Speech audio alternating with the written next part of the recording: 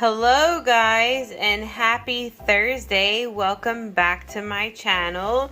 It's so nice to see you all here. I am so excited to hang out with you guys again. If you're new to this channel, I'm Stephanie. Welcome. What brought you to our channel? Let us know how you found us. It is so nice to have you here. And everybody returning, you guys know that I love you all so much, and I'm so excited to share another fun video with you guys today. As you see, we have many body parts here, and we're going to discuss a few things when it comes to making reborn baby dolls. Lately, I've been getting tons of questions of how do I become a reborn artist, what supplies do I need, where do I shop. So I thought today I would just go over a few things with you guys on what you could use to be a reborn artist. Things in the industry are changing, so it is getting a little more complicated, but I am just gonna go over what I use as a reborn artist. Now, one question I get asked is, where do I get reborn kits? Well, you get them through the vendors, so I suggest Irresistibles, Doll Reels, Dolls by Sandy. And you can go on Google and Google reborn doll kit vendors to find where you can buy them, because in some countries they are sold through different vendors.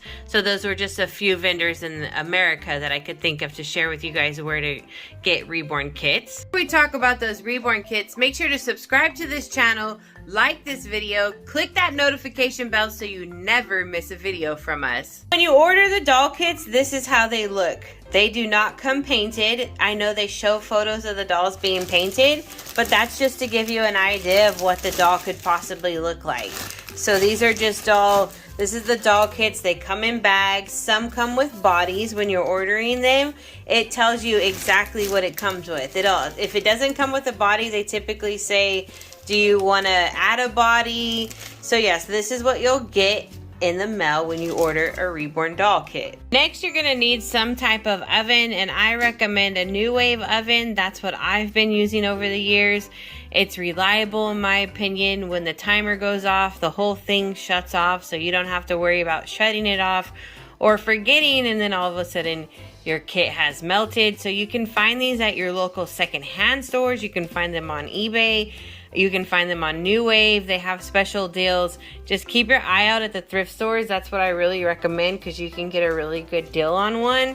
But I strongly suggest getting in a New Wave if this is something you're going to be serious about doing. Remember when I said the hobby's getting a little complicated? Well, here's where it gets a little complicated, because you might not be needing that New Wave if you can't get your hands on the paints. A lot of us artists use Genesis heat set paint, but here's the thing. Genesis is no longer making the paint. I don't know why, because the paint isn't just a reborn artist thing, and it's really unfortunate because many of us, well, we rely on these paints.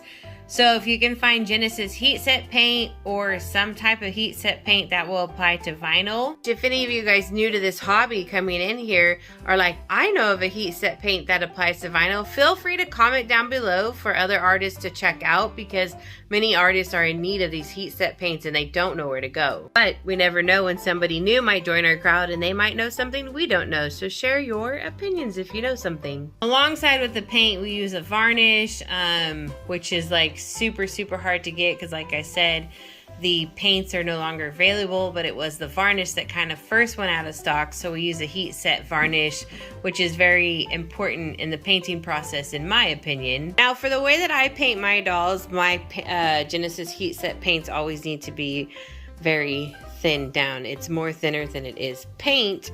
I use a Mona Lisa thinner. You can get this at Michael's and Hobby Lobby that I'm aware of. That's where I get mine.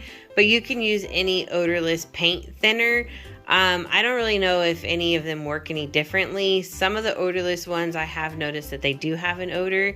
I've tried a more expensive odorless paint thinner, and I've noticed that it worked the same as Mona Lisa, so I just went back to Mona Lisa. Having a place to paint is always key. I use this bottle stand to hold my limbs on. It works really well, and I've got my little painting tray, and we're gonna start mixing some of our paints. I'll show you guys what I mean by more thinner, less paint. So I'm going to put my thinner right here in this little petal area of that flower. Then I'm going to get my paint. This is some blue. I'm going to mix it in there. See, it was just a little bit of paint. I do need it more pigmented though, so get more. It's not that thick. It's just on my brushes. I think, no, I'm gonna do a little bit more. That's why I say the Genesis Heat Set paint does last a long time. The way that I use it, okay, so I think that's a good consistency for my veins. I use this coloring for my vein work. We're gonna make a blushing color. So again, I just put my thinner right there. And I use the red. Tap this in there. I like to get my brush wet when putting it in there, then it just works better. I get a little more paint. I use a little bit of magenta. Sometimes I use some crimson in there. I'm gonna use a little bit of this Pyrrole 7. And just mix it in there. Whoop. I typically don't use these right away. I let them sit for maybe 10-15 minutes so some of the thinner like evaporates, and then I test it out to see if it's the color, like if it's the right consistency that I need. Thin out my varnish as well. This is thick medium, so we're gonna put quite a bit of thinner in there. Like it's almost like equal parts really of product. Sometimes it is more thinner. We're just gonna go with it, so then you just start mashing it up and mixing it up, and eventually it's gonna become one equal consistency. I mashed up that big clump in there, but now I want to add more thinner in there, so just a little bit more because there was more varnish in that clump than I guess I anticipated. So then we just mix it back up together, and it's going to be very soupy like. Okay, so there we are. It's kind of hard to show you guys, but it's very liquidy. It's still not like too liquid. It's not water liquid. Kind of reminds me of baby food a little bit, a little more liquidy, I guess. You can see right there. But now this is what I used for my first step on my Reborn. This is the varnish layer. I've taken this kit out of its bag. We are gonna do the first layer on it right now. This is the Greer kit, a super cute kit by Don McLeod. Adorable. And just a reminder, not all doll kits have the names on the back of the neck. I was very surprised to learn that Laura Lee Eagles doesn't put her name on the back of her neck. Here's Twyla. There's no signature on the back of her neck. Max, there's no signature on the back of her neck. So don't get hung up on the signatures. Just do your research to know which ones are on Amazon. There's a very limited select group of doll kits on Amazon, but just know that not all doll kits by these sculptors have signatures. And I have both those guys' COAs right there. And also something else don't get hung up on is that not all doll kits come with COAs. Just do your research before buying kits or attacking anybody in the industry, because like I said, not all doll kits have COAs and not all doll kits have signatures on the neck. So it's good to figure out who has what and who does what. So when you try to rip someone apart over their doll kits, that you know what you're actually talking about, because it could very well be an authentic doll kit, but it just doesn't have a signature on the back of the neck because not everybody does that, or it doesn't have a COA because not everybody does this. But my best advice when buying a kit, so you know you're getting an authentic kit, is to always buy from the vendors. And if you buy them off of eBay, just make sure you go through the feedback of the seller to see what kind of product they're selling, because it's pretty honest there. Okay, so I paint on the varnish. I'm gonna try this with you guys. This is very hard to like paint and look at the camera at the same time to see that you guys are getting a good view. Sorry if it gets blurry. I really can't like that's what it does. But we're just gonna, I painted on the entire limb, any of these like globs, because not everything gets mixed in. I just painted all over the kit, and then we're gonna use a special brush to, we're not dabbing it all off, but we're basically, it gives a little bit of texture, I think. I don't know, not much texture, but you know, it just adds lifeness. I'm not sure. Anyways, we're gonna use this brush to like smooth it out so we don't have any like buildup in any areas, and then we'll be baking it after that. But I got this brush at Hobby Lobby recently. Normally I use like makeup brushes, and I go to Ross or Marshall's. So, because these are, I think this was like $8.99 or something. But yeah, I wanted to try it. Jackie said they're amazing. I was like, okay, I finally try one. But usually I just use like a foundation brush or a blush brush. Actually, no, a powder brush. It has to be a powder brush for this part. So you can use makeup brushes. I use e.l.f. Like for my blending brush on my creases, I use an e.l.f. brush. And then for my blushing work and my moving my paint around, I use an e.l.f. brush as well.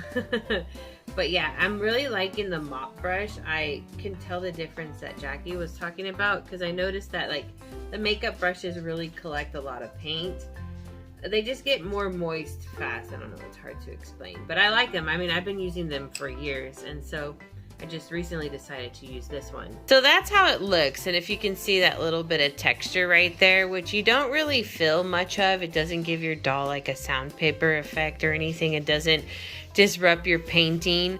That's just how it looks. And then we're gonna do all the other limbs. I'll put it in the oven for 265 degrees for 6 minutes.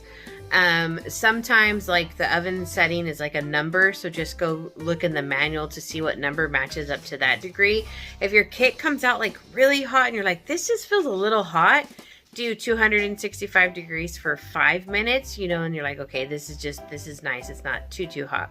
So I'll put it in there, bake it one time, let it cool again, and then reverse the side, so that side is up top, the side that was on bottom last time, and then bake it for a second time, and then it's ready to go on to the next work. I've pinned a comment in the comment area of this video. It is one of my tutorials. I hope you guys have a fun time painting. If you have any questions, feel free to leave comments below. You reborn artists, people who sell reborn stuff and such like that, you have a business that is friendly, audience friendly, you want to share, feel free to comment down in the comment section below. Let people know what you sell and where they can find you. Thank you so much for hanging out with me again, guys. I always have a blast with you guys. Don't forget to like this video, subscribe to this channel, share it with a friend if you thought it was fun, and I hope to see all you new people back, and I hope to see all my regulars back. And I know we keep talking about a live, but I told Jackie I am going to do my best to be live tonight. I'll make a post later on my community wall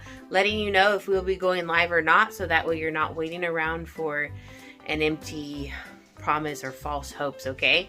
All right, guys, well, keep your head up, stay safe, stay positive, don't give in to negative energies, and we'll be back soon. Bye!